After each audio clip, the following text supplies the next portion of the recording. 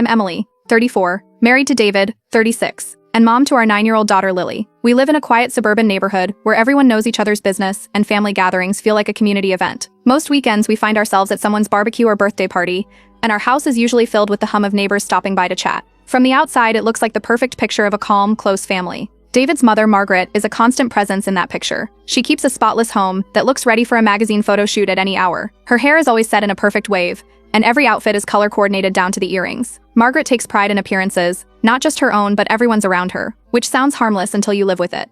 She notices every detail: wrinkled shirts, scuffed shoes, hair out of place, and she lets you know when something doesn't meet her silent standards. From the start, Margaret's attention turned to me. I'm a jeans and sneakers type of person. I work from home as a freelance designer, so my wardrobe is built for comfort. Margaret never said anything cruel outright, but her comments carried a polished edge. At Sunday dinners, she'd glance at my sneakers and remark that a nice blouse and heels can lift the mood. I smiled and brushed it off, but the message was always there.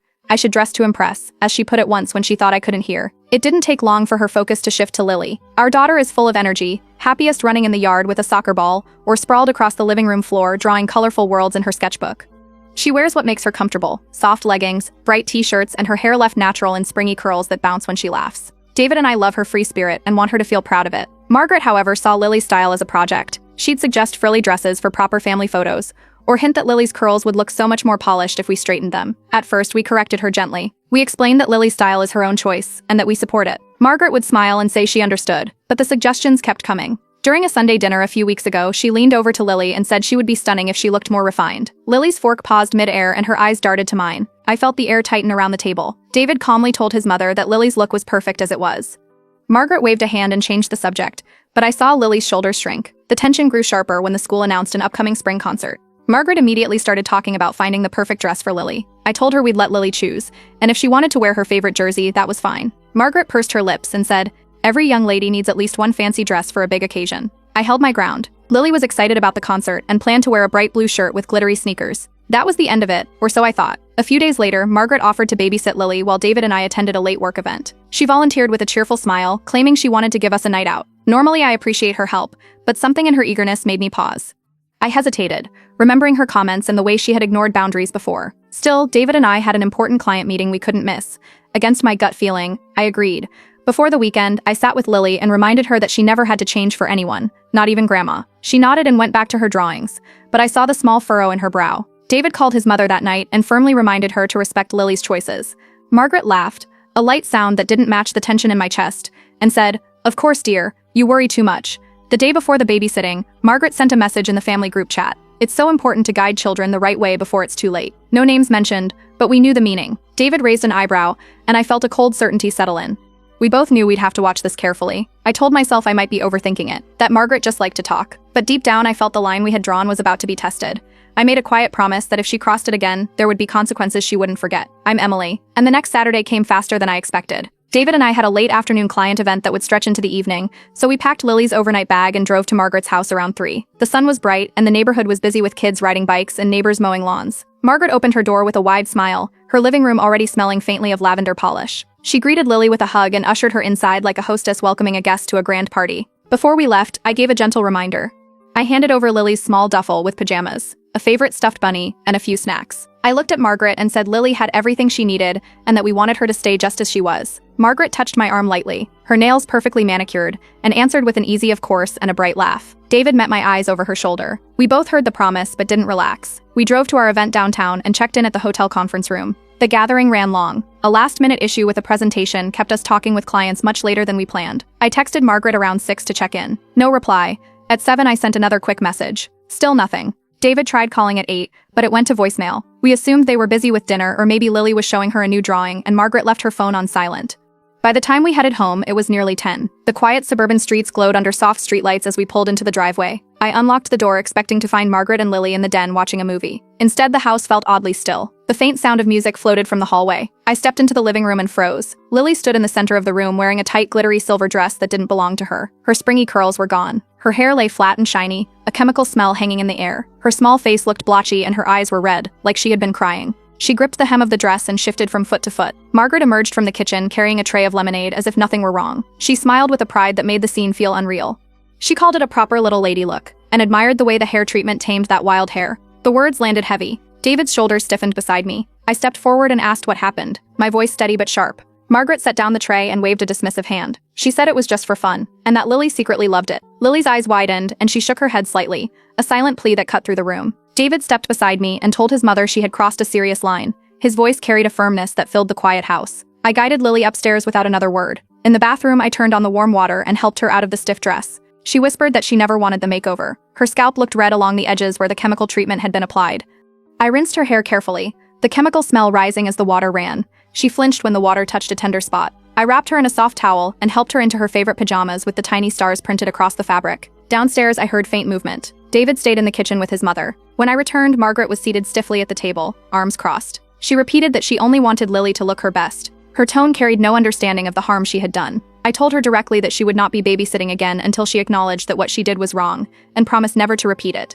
Margaret pressed her lips together and stood without another word. She gathered her purse and keys, the clink of metal loud in the silent kitchen. Without a goodbye, she walked to the door. The sound of it closing behind her echoed through the house. David and I exchanged a long look. The tension felt like a weight pressing against the walls. We locked the door and checked on Lily, who was already curled in bed clutching her bunny. I sat beside her until her breathing softened into sleep. Her natural curls were damp but free, springing back as they dried. Downstairs, the living room looked untouched, except for the faint chemical scent that lingered like a warning. Margaret's absence felt heavy, but the bigger weight was the realization of how far she had gone to impose her will. David started to gather the stray bobby pins and hairspray bottles left on the coffee table. He found a receipt from a salon tucked into a plastic bag. It showed a chemical straightening treatment done earlier that evening. I collected the glittery dress and set it aside to wash later. Its stiff fabric felt like a symbol of everything we had warned against. David picked up the salon receipt again and shook his head. We both understood that this wasn't a simple misunderstanding. Margaret had planned it. We cleaned quietly, the soft sounds of dishes and running water filling the space. Outside, the street lamps cast long shadows across the lawn. I glanced at the family group chat on my phone. Margaret had already posted a cheerful message about what a lovely evening she had with her granddaughter. No mention of the makeover. No sign of regret. When the house finally settled into silence, I sat at the kitchen table and thought about the next step. Margaret had ignored every boundary and every warning. She believed she had done nothing wrong, even after seeing Lily's tears. I knew we couldn't leave this as a simple argument. The lesson had to be clear and unforgettable. As the clock ticked past midnight, I wrote a few notes in a small notebook, listing the details of the evening, the unanswered texts, the salon receipt, the chemical smell, the red eyes. Each point was a reminder that this wasn't just about a dress or a hairstyle, it was about respect. David joined me, resting a hand on the table. We didn't need to speak. The plan forming in my mind wasn't about revenge. It was about making sure Margaret understood that Lily's choices were hers alone, and that crossing that line again would not be allowed. The house finally quieted to the steady rhythm of night. Upstairs, Lily slept peacefully with her curls drying back into their natural shape. Downstairs, the faint scent of chemicals lingered as a sharp reminder of the night's events. I closed the notebook, knowing this was only the beginning of what needed to be done to protect our daughter's freedom to be herself. The morning after the disastrous babysitting night, the house was quiet except for the sound of birds outside the kitchen window. I woke before sunrise, already certain of what I needed to do. Margaret had crossed every line we set, and words alone hadn't stopped her before. This time, the message had to be unmistakable. David joined me at the kitchen table with a cup of coffee. We went over the details of last night, the unanswered texts, the salon receipt, the smell of chemicals still clinging to the living room. He listened as I explained an idea that had taken root while I was writing in my notebook. It wasn't about shouting or another tense confrontation. It was about letting Margaret experience what Lily had gone through, but in a way no one could ignore. David thought for a moment, then gave a slow nod. He knew exactly which event would set the stage. Margaret's charity luncheon was coming up in a few days. It was the highlight of her social calendar every spring, filled with local reporters, photographers, and a guest list packed with people she loved to impress. She would never miss it, and every year she dressed with the care of someone walking a red carpet. If there was ever a place where appearance mattered to her, that luncheon was it. I picked up my phone and called Margaret mid-morning. The ring lasted only a moment before she answered in her usual bright tone. I told her I wanted to help her look fabulous for the luncheon, like a peace gesture after our tense night. There was a brief pause, then a burst of enthusiasm. She sounded delighted, almost relieved, believing we were smoothing things over. She said she would love that, and suggested we shop together the next day. I agreed and set a time. The next morning, David kissed me goodbye at the door and wished me luck. Lily was already at school, so I drove to Margaret's house. She greeted me warmly, wearing a soft blue sweater and pearls, her usual calm and polished self. We headed to a large downtown boutique known for dramatic, high-fashion outfits. Inside, I made a point to pick bold, unexpected pieces: bright neon suits, oversized jewelry, shoes with glittered heels. I encouraged her to try them, telling her they would make her stand out in all the right ways. Margaret laughed at first, hesitant, but my constant praise kept her moving from one rack to another. I held up a vivid neon green suit with sharp shoulders and insisted it was daring yet classy. She twirled in front of the mirror, uncertain, but I clapped and said it looked perfect for the luncheon. We matched it with a chunky necklace of oversized jewels and metallic earrings that shimmered under the store lights. Margaret finally nodded, saying she trusted my taste since I worked in design. I didn't stop at the outfit. On the drive back, I told her I had booked an exclusive salon appointment as a special treat. It was a place known for avant-garde styles and dramatic transformations. Margaret's eyes lit up, flattered by the attention. She agreed without hesitation, clearly touched that I was making an effort. The salon buzzed with upbeat music when we walked in. Stylists with vivid hair colors and creative tattoos greeted us. I explained we wanted something youthful and fashion-forward for an important event. They smiled knowingly. I asked for glitter-streaked highlights and a bold makeup look that would photograph well. Margaret sat in the chair, a little stiff at first, but the staff worked quickly.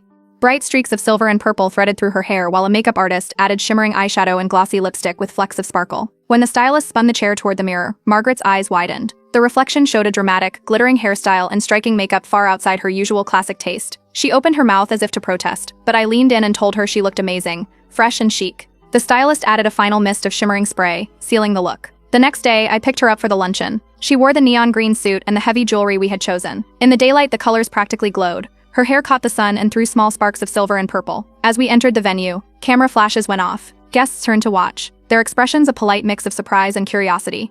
Margaret smiled tightly, adjusting her necklace as we moved through the crowd. Throughout the luncheon, people offered careful compliments, their voices neutral. I overheard a few quiet whispers from nearby tables, words like unexpected and bold choice floating through the air. Photographers snapped pictures, the flashes catching every glint of glitter in her hair. Margaret kept her posture straight, but I noticed her fingers fidget with the edge of the neon jacket. After the event ended, we walked to the car in the warm afternoon light. Margaret finally let out a slow breath, glancing at the reflections in the building's glass windows. She looked at me, searching for something in my face. I kept my tone calm and steady as I explained the reason behind everything. I told her this was how Lily felt the night she came home, in a dress she never chose, with hair that smelled of chemicals and a style that wasn't hers. Margaret stood silent for a long moment. The breeze lifted a streak of silver hair across her face. Her eyes softened as the meaning settled in. She nodded once, slow and deliberate, understanding without argument. The lesson had landed without a single raised voice. We drove back quietly. The bright outfit and glittering hair seemed less like fashion statements and more like symbols now. When I dropped her at her house, she reached for my arm, a gentle squeeze that said more than words. I simply returned the gesture and wished her a good evening. Later that night, I uploaded the photos from the luncheon that the local paper had already posted online. Margaret stood in the center of each picture, a burst of color and sparkle among the neutral suits and dresses around her. Comments under the article were polite but filled with curious questions about her daring new style. I saved a few of the photos, not to embarrass her, but as a reminder of the day's quiet lesson. At home, David listened as I described every detail. Lily was in the living room, drawing a new scene in her sketchbook, her natural curls bouncing as she leaned over the paper. The house smelled of dinner and warm bread. David smiled faintly, understanding that we hadn't just reacted. We had shown Margaret exactly what it felt like to be forced into someone else's idea of perfection. By the end of the evening, Margaret sent a single message to the family group chat. Had an eye-opening day. Thank you, Emily. No explanation, just that short note. It said everything. The change wouldn't be instant, but she now understood the boundary that words alone had never made clear. As I turned off the lights for the night, the house settled into a calm that felt different from the one before. Lily's laughter drifted from her room, bright and unrestrained, a sound that promised the freedom to stay exactly who she wanted to be. Several quiet days followed the charity luncheon. Margaret, who usually sent cheerful morning messages or called to share small neighborhood news, stayed silent. No texts, no calls, not even a quick emoji in the family group chat. The sudden pause felt strange after years of her daily check-ins, but the house settled into an easy rhythm. Lily filled her afternoons with sketching and soccer practice, while David and I worked through our usual routines. By midweek, the neighborhood buzzed with talk about the luncheon. At the farmer's market, two neighbors mentioned the neon green suit and glitter-streaked hair, calling it the boldest look anyone had seen at a town charity event. At Lily's school drop-off, another parent whispered about the unexpected makeover that had become the talk of the week.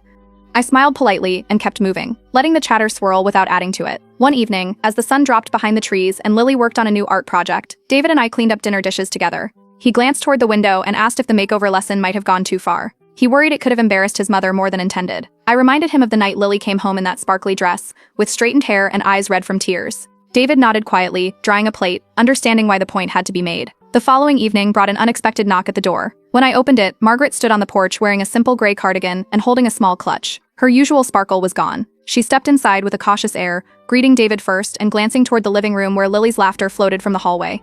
We settled in the kitchen, the scent of baked bread still lingering from dinner. Margaret started with a quiet apology for the salon spectacle, saying she never expected the stylist to go so far with the glitter and bold colors. Her voice stayed measured, as if testing the ground. I listened, then calmly pointed out that the luncheon makeover wasn't the real issue. Lily's night with her hair chemically straightened against every boundary we set still had no acknowledgement. Margaret paused, her hands folding together. She said she only wanted Lily to look her best, her words careful but still avoiding a direct apology. David leaned forward, his tone firm but even. He told his mother that until she acknowledged Lily's right to her own appearance, visits would remain limited. The room held a stillness that made every sound, clock ticks, refrigerator hum, stand out. Margaret glanced down at her clasped hands, then suggested a family dinner later in the week to talk things over, hoping to reset the mood. She looked toward the hallway, but Lily had stayed in her room, focused on her drawing. After Margaret left, we went upstairs and explained the dinner plan to Lily. She set down her colored pencil and said she wasn't ready to see her grandmother yet. Her voice stayed steady, but her decision was clear. David and I agreed without hesitation. We told her we would attend the dinner alone, keeping her comfort the priority. The night of the dinner arrived with a light drizzle that left the streets shining under the lamps. David and I drove to a quiet family restaurant that Margaret had chosen. She was already seated when we arrived, her outfit simple and classic, a sharp contrast to the neon green suit from the luncheon. She greeted us politely, ordering tea as we settled in. Conversation began with safe topics, the weather, a new bakery opening downtown, but I redirected gently to the matter at hand. Margaret hesitated, her eyes flicking to the teacup in front of her. The restaurant's soft music filled the space while she searched for words. Finally, she grew quiet, realizing how deep the harm had run. She spoke more slowly, admitting that she hadn't thought about how powerless Lily must have felt. She said she wanted to make things right, and asked for a few days to prepare a proper apology to her granddaughter. We left the restaurant under a clearing sky. The air smelled of wet pavement and blooming flowers. Back home, we found Lily curled on the couch with a blanket and her sketchbook. We explained that Margaret planned to visit soon and apologize, but only when Lily felt ready. We told her nothing would move forward without her choice. Lily nodded and returned to her drawing, the faint scratch of pencil on paper filling the calm room. The house settled into a comfortable quiet as the evening wore on. Outside, the drizzle ended, and a cool breeze slipped through the open window. Inside, we knew the next step would belong to Lily, and that Margaret now understood the importance of waiting for her granddaughter's consent. Margaret called midweek to confirm a time to visit. She asked for a quiet Saturday afternoon, promising she wanted to speak with Lily and make things right. I agreed and set the day aside. That Saturday, the house felt calm and bright. Morning sunlight streamed through the windows while Lily worked on a new drawing at the kitchen table. I set out her favorite snacks, apple slices with caramel dip and small bowls of popcorn, and turned on soft acoustic music to keep the atmosphere easy. David checked the living room, arranging a few pillows on the couch so everyone could sit comfortably. Just after 2, the doorbell rang. Margaret stood on the porch without her usual bold accessories. She wore a simple cream sweater and carried a small gift bag decorated with watercolor flowers. Her expression was careful but warm. She stepped inside, greeting David first, then looking toward Lily with a gentle smile. We all moved to the living room. Margaret took a seat on the couch, placing the gift bag on the coffee table. The soft music filled the pause before she began. She looked directly at Lily and admitted she had acted without listening to what Lily wanted. Her voice stayed steady, but the words carried a weight that settled in the room. Lily held her sketchbook close and watched quietly. Margaret continued, offering a clear apology for making her uncomfortable and ignoring her choices. She said she understood now that the makeover night had taken away Lily's say in how she looked, and that it was wrong. Lily set her sketchbook aside and spoke softly. She explained that she likes wearing the clothes she chooses and wants to keep her hair natural. Her curls bounced slightly as she nodded for emphasis. Margaret listened without interrupting, her hands folded neatly in her lap. Margaret promised that Lily's style belonged only to her, and that she would never try to change it again. She said she would respect Lily's choices from now on, no matter the occasion. The quiet confidence in her words filled the room with a new kind of calm. She then reached for the small gift bag and handed it to Lily. Inside was a large sketchbook with thick, bright pages and a set of colored pencils arranged in a rainbow of shades. Margaret said it was for creating anything Lily wanted, with no rules or instructions. Lily's eyes widened as she pulled out the pencils, their sharpened tips catching the light. Lily hesitated for a moment, then smiled and accepted the gift. She thanked her grandmother in a soft voice and flipped open the sketchbook to the first blank page. The tension that had hovered for weeks began to ease as she placed a green pencil to the paper and started a simple drawing. I watched the scene unfold, noticing how Lily's shoulders relaxed and her movements grew more playful. David leaned forward and thanked his mother for understanding why boundaries mattered. He spoke with quiet certainty, making it clear how much this change meant for Lily's comfort. I gently reminded everyone that Lily's feelings must remain the priority. Margaret nodded in agreement, her eyes following the lines Lily sketched across the page. The gentle acoustic music mixed with the soft scratch of colored pencils, a small soundtrack to the moment. Margaret asked if she could draw too. Lily slid a piece of paper toward her and chose a purple pencil for her. David joined in, selecting a blue pencil. We spent the next hour together at the coffee table, sketching small scenes and laughing at our uneven shapes. The living room filled with easy conversation about colors, favorite animals, and silly doodles. As the afternoon stretched on, Margaret paused and looked around the room. She spoke quietly about learning to let go of control and how she was beginning to understand the importance of individuality. She said she wanted to be a grandmother who encouraged, not one who tried to mold. When the visit came to an end, Margaret placed her drawing next to Lily's on the table. Lily stood, and after a small pause, stepped forward for a hug. Margaret wrapped her arms around her granddaughter with a gentle warmth that felt genuine. The long embrace carried more meaning than words could. David walked Margaret to the door, thanking her again for coming and for listening. The late afternoon sun lit the porch as she left, her simple cream sweater glowing softly in the light. Lily waved from the living room window, her curls catching the sunlight as she smiled. The house settled into a quiet contentment after she left. The colored pencils lay scattered across the coffee table, the sketchbook open to fresh drawings. It was the kind of calm that follows a hard conversation, finally handled the right way, a moment that signaled real progress and a new start for all of us. The weeks after Margaret's visit moved by with a calm rhythm. Each day felt easier as everyone settled into a new routine where boundaries stayed clear and respect guided every interaction. Mornings started with quiet breakfasts and afternoons with Lily sketching at the kitchen table, her curls bouncing as she leaned over new drawings. Margaret kept her promise, never once sending a message about Lily's clothes or hair, and the absence of those comments was noticeable. The first real family test came with a cousin's birthday party 2 weekends later. The backyard filled with balloons and the smell of grilled food. Kids raced around with slices of cake, and adults gathered under a string of lights. Lily wore her favorite soccer jersey and bright sneakers, hair loose and natural. Margaret arrived carrying a cheerful gift bag and greeted everyone warmly. When she saw Lily, she smiled and complimented the sporty outfit without suggesting any changes. The simple remark drew a small but important look of relief from David across the yard. Neighbors who had seen the charity luncheon photos now noticed something different. At the party, 2 of them mentioned how considerate Margaret seemed these days. One even commented that she seemed lighter, more relaxed. Margaret only laughed softly and shifted the conversation to Lily's latest art project. The following weekend, Margaret called with an invitation to the local farmers market. She made sure to tell me it was entirely Lily's choice to join. Lily listened as I relayed the invite, and after a pause, nodded with a small smile. She packed a folder with her newest sketches to share if she felt like it. Saturday morning dawned bright and breezy. We met Margaret near the market entrance where stalls overflowed with fresh fruit, flowers, and handmade crafts. The air smelled of baked bread and ripe strawberries. Margaret greeted Lily with a gentle hug and asked which stands she wanted to see first. Lily led the way toward a booth filled with colorful ribbons and hair ties. Margaret offered to buy her a set and told her to pick every color she liked. Lily carefully chose a rainbow of shades while Margaret paid and thanked the vendor. They walked side by side through the market, talking about school projects and weekend plans.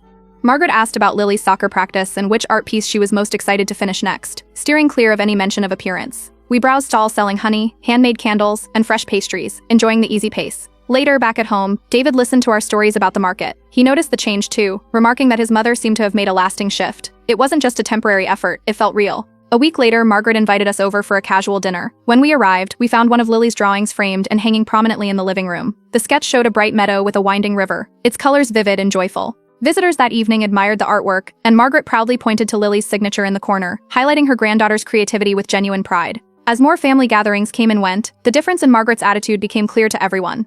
Conversations with her focused on school events, new recipes, and local news. She celebrated Lily's small victories, like a high score on a math test or a completed art piece, without a single comment about clothes or hair. One evening, Margaret joined us for a simple dinner at our house. Over roasted vegetables and pasta, she shared a funny story about a bold outfit she wore decades ago, complete with shoulder pads and glitter. She laughed at her own past fashion missteps, and even Lily giggled as Margaret described the bright colors and big earrings. It was lighthearted and warm, a moment of self-awareness that would have felt impossible a few months earlier. Spring arrived in full bloom, and we decided to host an outdoor picnic to celebrate. We set up tables under the tall oak trees in the backyard and invited family and a few close neighbors. Margaret arrived in comfortable linen pants and a soft pastel shirt, carrying a basket of homemade lemon bars.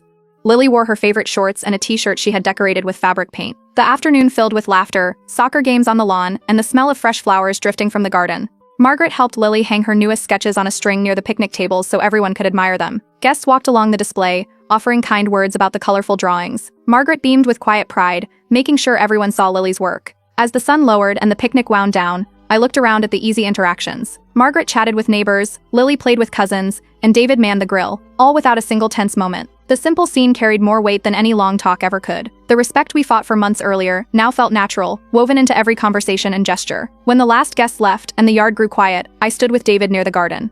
We watched Lily chase fireflies across the grass while Margaret packed leftover food into containers. The evening air was warm and filled with the soft sound of crickets. It was clear that the family had reached a steady place where everyone's boundaries were honored and individuality celebrated. That night, as we cleaned up, I thought about how conflict, handled with patience and a bit of creativity, had strengthened our family instead of breaking it. Margaret's journey from control to respect had transformed not just her relationship with Lily, but the entire family dynamic. Lily now called her grandmother on her own to share school accomplishments or funny stories, something she hadn't done for months. The changes were not dramatic scenes or sudden shifts, but a series of small, consistent actions, each one proving that understanding had replaced tension. It was the kind of progress that lasts, built quietly and steadily, until it feels like it has always been there. By the time we turned out the lights and locked the doors, the house felt peaceful. Lily's laughter from earlier still seemed to echo in the rooms. The path to this point had been anything but simple, yet standing in the quiet kitchen with David, I knew the family now rested on mutual respect and a shared understanding that would carry us forward. By the first warm days of summer, our household had found a comfortable rhythm. Windows stayed open to let in the scent of cut grass, and evenings ended with the sound of crickets instead of tense conversations. Margaret continued to keep every promise she had made, never offering a single comment about clothes, hair, or how anyone looked. The quiet respect wove itself into each week like a natural part of life. To welcome the new season, David and I planned a relaxed neighborhood barbecue. We invited family, friends, and a few neighbors who had followed the earlier drama through whispers and curious glances.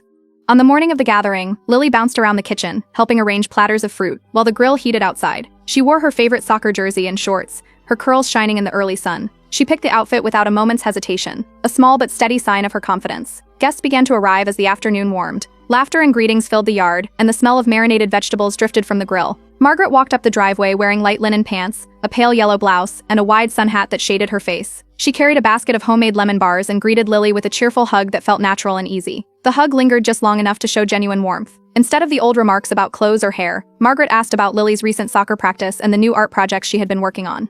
Lily launched into a description of her latest drawing series while Margaret listened closely, nodding with interest. Their conversation blended into the sounds of neighbors chatting and children laughing near the swing set. Throughout the afternoon, Margaret moved from group to group, talking with guests about summer plans and local events. She asked a neighbor about their new garden, offered to share her recipe for lemon bars, and laughed at a story from one of David's coworkers. Not once did she mention anyone's appearance. It was as though the old habits had simply fallen away. I had decorated the patio with several of Lily's drawings, clipping them to a string that ran along the fence. Bright sketches of rivers, forests, and abstract swirls of color fluttered gently in the breeze. Margaret guided a pair of neighbors along the display, pointing out details in each piece with proud explanations of Lily's technique.